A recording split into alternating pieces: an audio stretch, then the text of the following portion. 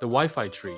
In a small town near Nakuru, Kenya, there was a giant acacia tree at the edge of the village, tall, wide, and oddly famous.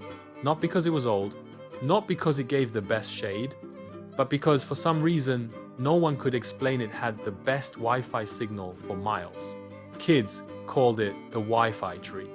Teenagers sat under it to download music. Moms FaceTimed relatives abroad. Students brought their books and phones to do homework when the power went out, which it often did. Every afternoon, like clockwork, 13-year-old Amani would show up with his worn-out flip-flops, a second-hand tablet, and an old notebook full of neat handwriting. He sat quietly, working on school lessons and trying to finish his dream, building a solar-powered phone charger.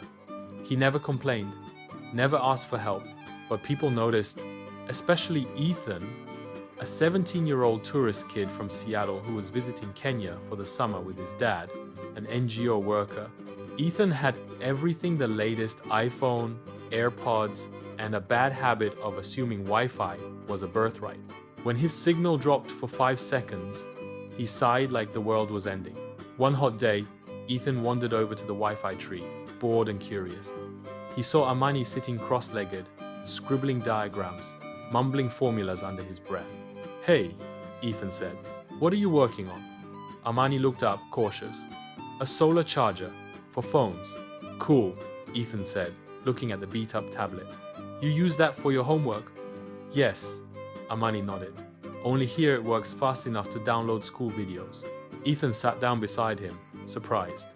"You don't have Wi-Fi at home?" Amani laughed. "We don't have power most days. That's stuck."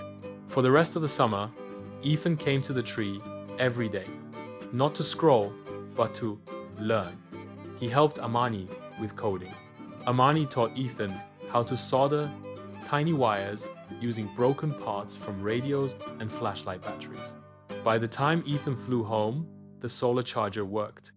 Amani gave it to his mom and then built 2 more for neighbors. A few months later, Ethan started a small fundraiser back in Seattle called Power Under the Tree to send used tablets and solar kits to rural students in Kenya. It didn't make the news. It didn't go viral. But under that acacia tree in Nakuru, kids stayed after school a little longer. Not for TikTok, not for games, but to learn, together. Moral of the story: your normal might be someone else's miracle. Gratitude grows when we look beyond our own signal range.